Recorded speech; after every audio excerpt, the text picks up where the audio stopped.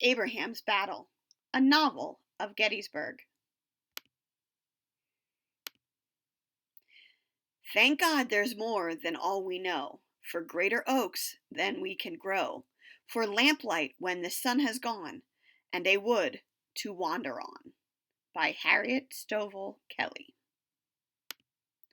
Prologue, November 18th, 1863, Gettysburg, Pennsylvania. The train whistle, low and mournful, wound its way over fields lying fallow in the autumn dusk.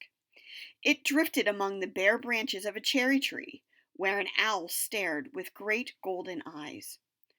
Whoo! Became part of the sound that curved around the eaves of the barn, causing Charity to prick up her soft mule ears. Finally, the fading notes crept through the shuttered windows of a cottage where an old man sat sewing in the lamplight. He raised his head, listening intently. And when the whistle died, he looked over at the clock in the corner. Tick-tock, tick-tock, tick-tock. The seconds dropped smooth as polished stones on the quiet air. "They gonna be pulling into the station any minute now," he said to Enoch, the gray-striped cat that lay curled up in a basket near the hearth. Enoch gazed over at Abraham with amber eyes, his cat's face crumpled with sleep. He yawned, showing tiny, sharp teeth, then put his head back down on his paws. "Well," said Abraham, "maybe you can sleep, but I sure can't. Mr. Abraham Lincoln, the President of the United States himself, is coming right here to Gettysburg to make a speech." He nodded his head in the cat's direction. "And as for myself, old Abraham Small, ex-slave, free man now, I am making plans to be there." He placed a patch on his coat where it had worn thin, turning the edges under with briar stitching. His hands seemed too big and rough to sew a fine seam, but it was something his mama had taught him. His mama, Rebecca, had been a slave called Becky. He watched her time and again as she worked by firelight sewing the seams of dresses she'd never wear and never own. She sewed for the white gentry who owned the cotton fields, the plantation, the horses, mules, and cattle, and the slaves. "Abraham," she'd say after supper, "fetch me my basket, please." And he'd bring the sewing basket that held her thimble, darning egg, thread, and needles. Woven of pine needles and grasses, it smelled sweet. And while he hated that she had to work so hard, he loved sitting by her side as she sewed. After she'd made a dress for the mistress, Becky would be allowed to keep the scraps. She'd cut out neat squares and patterns for patchwork quilts and aprons. One evening, as she was making church dollies, she turned to Abraham. "Did you think to save me some balls?" she asked.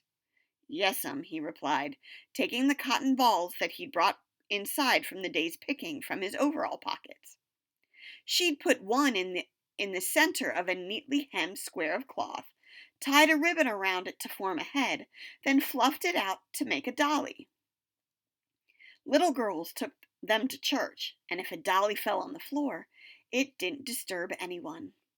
His sweet mama was in heaven now, and he had his freedom. And Mr. Lincoln had declared that there wasn't going to be any more slavery, not any more, and not ever again. He bit off the thread and smoothed the patch with a rough hand. "Bad as I want to hear the speechifying, I don't believe it's fitting to go see the president in this raggedy old coat. But it's all I've got." He put his mama's sewing basket away and looked at the clock again. Time to feed Charity and let her know what's going on. At the doorway, he threw a tattered shawl over his shoulders and stepped out into the cool night that held the lingering fragrance of wood smoke. The evening star hung low over the barn. He started to make a wish for a new coat and a new hat. Then he stopped. "Mr. Lincoln will see my heart tomorrow," he thought, "not my old coat and bare head." The barn was warm with the breath of animals and smell of hay. Charity watched him, her eyes dark and liquid in the lamplight. Abraham gave Charity fresh oats and carrots, As he watched her eat, he began talking. He always talked to her. It was just his way of thinking a thing through, and no one could deny she was a good listener. The president's coming here tomorrow for the dedication of the National Cemetery, and we're going to see him. We've been invited to ride in the parade on account of what we did during the battle in July. Taking a brush from the side of the stall, he began grooming the mule's coat until it gleamed like dark velvet. You know, they call this the Civil War. Ain't nothing civil about it, far as I can tell. Anyway, you recall how our part in it all started. You and me and Ladysmith were out in the garden when Lamar stopped by to talk. It was the last of June, just before the battle.